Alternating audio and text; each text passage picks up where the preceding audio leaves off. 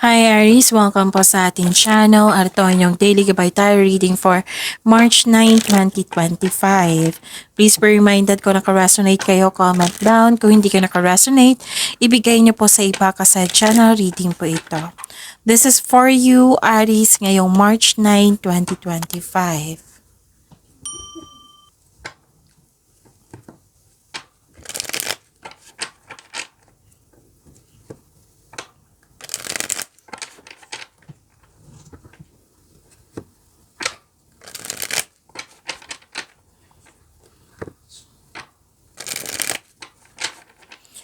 Para po ito sa inyo Aries ngayong March 9, 2025.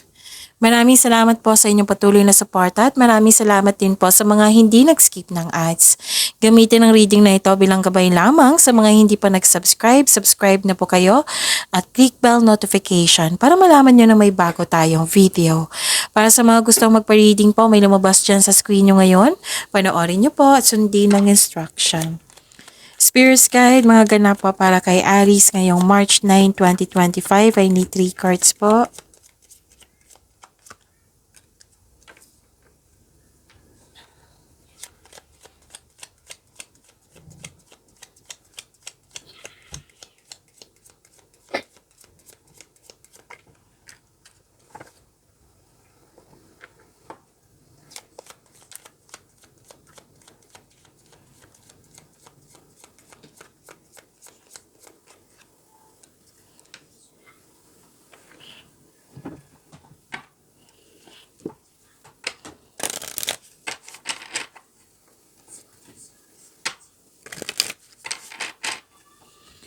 Spirits, guides, angels, archangels, guardian angels, message pa para kay Aries ngayong March 9, 2025. I need 2 cards po.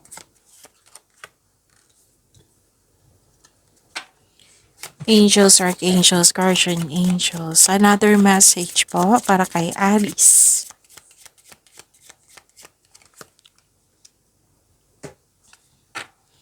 Okay, Aries. Ngayong March 9, 2025, may nakita ko dito malakas ang iyong intuition. Malalaman mo din yung totoong intensyon ng isang tao or malalaman mo kung sino yung taong nanloko or manloloko. Mas lumawak yung ambisyon mo sa buhay, nagkaroon ng time for reflection. Tapos may nakita kong success dito and a positive outcome nang siyang dahilan naging happy kayo. May joy and happiness ako nakikita dito. May nakita ko ditong ending with new beginning. May nakita kong ending with new beginning, may concern kayo sa isang tao na mahirap kausap or sobrang stricto, parang nahihirapan kayo sa inyong sitwasyon ngayon, pero nagpasya kayong tulungan yung sarili mo para magkaroon ng pag-let go at nagkaroon ng transformation. Actually, may nakita ko separation dito, pwedeng tumiwalag, pwedeng umiwas. Okay, maraming case ng separation ha. So this is ending with new beginnings. Ang message po. At times, angels announce their arrival by the flutter of their wings, which feels like a sudden gentle breeze even when the windows are closed. Embrace their presence. Na experience ko to. Na sobrang lakas ng pagakpak ng wings na kahit walang hangin, tapos wala akong kasama kahit yung kapitbahay namin is nagbakasyon yun. Tapos walang mga malalaking ibon kahit excuse me, kahit manok man yan. Wala pong manok kasi bawal po sa village namin. So yun, na-experience ko. Sobrang napastop ako at sobrang happy ko. Okay, so angels are often felt but not seen. You might experience a cold, tingly feeling on your skin or on the back of your neck. Fear not, this is the angels drawing close to you. Yes, this is energy nila, yung tingling feeling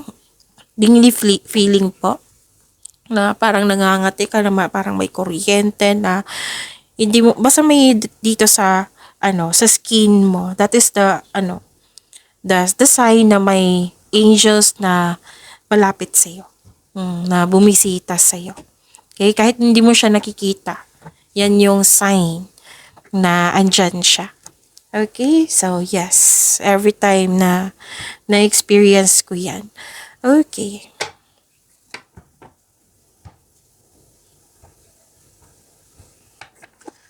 Experience guide, ano po yung energy ni Aries ngayong March 9, 2025?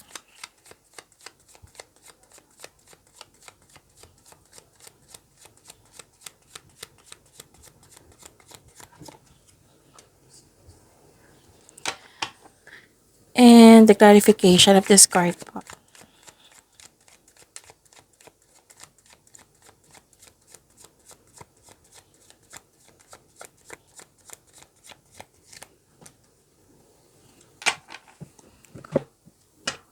Okay, so take note sa sa messages that is a angel connection sa inyo, okay?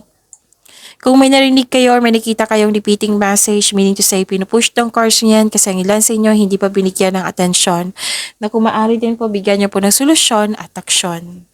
Remember, Aries, at the end of the day, alam mo na ikaw lang taong may kakayahan at responsable na gumawa ng sarili mong katotohanan at kinabukasan. So, ano yung energy ni Aries? Ganda nito. Kasi nakita ko dito na may success and abundance, which is na-clarify siya dito sa oracle cards nyo. You're receiving love, creativity, growth, and expansion. May energy ng mother figure dito. Maaring kayo ito or kausap mo. Marami na kayo napagdaanan na in the past, fertility, and dito rin, beauty, you're taking care of yourself, happiness din, nag-date time ka sa nature, nagkaroon ng development and pleasure. Actually, kung sa astrology to, this is love, beauty, money, and creativity. So, this is abundance and success and fertility. Kung ayaw nyo mabuntes, then anong tawag to? Gamitin yung pag-control. Gamitin yung protection. Okay, natumbok ko. So, this is abundance and success. Be happy with the results of your action. Okay?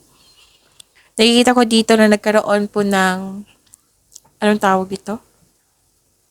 Ang ilan sa inyo nagkaroon ng isolation, gusto nyo mapag-isa para makapaghinga, para makapag-isip. Nahirapan din kayo magtiwala sa ibang tao. So, the advice is, it's time to reach out for support and connection. Tapos gamitin nyo yung intuition nyo. Okay? To guide you towards the meaning that resonates. Okay? Makinig sa inyong intuition. Okay. Career and money po. Career and money po ni Aries ngayong March 9, 2025.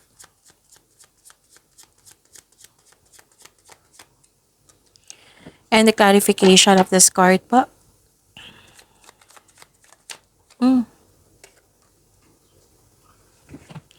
So, expect na magiging busy kayo ngayon.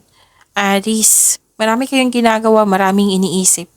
Use your inherent skills to create opportunity. Kung may balak kang mag-start ng business, now is the time.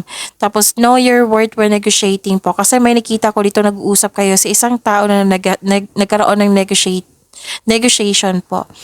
Pwedeng sa raise ng allowance to, kita, or sweldo. Pwede din may signing of contract din akong nakikita po dito. So, yun. And please know that you are divinely guided. Okay? With the divine assistance, all things are possible po. So, claim nyo po ito. Okay? At nakikita ko rin dito na nagkaroon po ng may competition at rivalry. Nagkaroon ng struggle or conflict sa workplace mo or nagkaroon ng rivalry with co-workers. So, posible din naman na may mapanilang na tao na malapit sa'yo, which is, malalaman mo na kung sino ito kasi malakas ang inyong intuition na nag-clarify siya dito sa oracle cards nyo o sa tarot cards nyo po. Okay, ang ilan sa inyo magpapatayo ng bahay or structure. May competition nagganap. Spirit Guide, Love Life, Self-Love, Partnership, and Romance ni Aries ngayong March 9, 2025.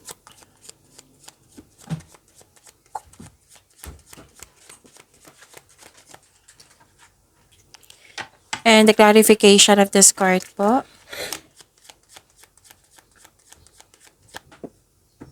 Okay, kunin ko na to ha. Maraming salamat po sa patuloy na tiwala, suporta sa ating channel. At maraming salamat din po sa mga hindi nag-skip ng ads. Okay, what is this? Nakikita ko dito na nagkaroon po ng concern sa hindi na marunong magbigay halaga.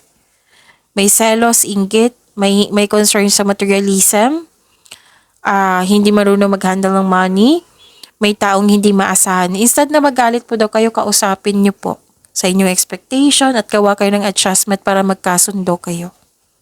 Okay? Tapos may nanghihimasok sa inyong decision making po dito. So another card po na may taong hindi totoo sa inyo. Hindi nagsasabi ng totoo pero malalaman niyo talaga to kasi malakas ang inyong intuition. Tapos, huwag niyo po daw i-ignore yung naulit na problema. Bigyan niyo po daw ng attention, hanapan niyo po ng solusyon. Okay? So, pag-imanin niyo po yung blessings na binigay sa inyo, Aries. See you tomorrow. Please like, subscribe, and click the button for notification para updated po kayo sa daily tarot reading natin.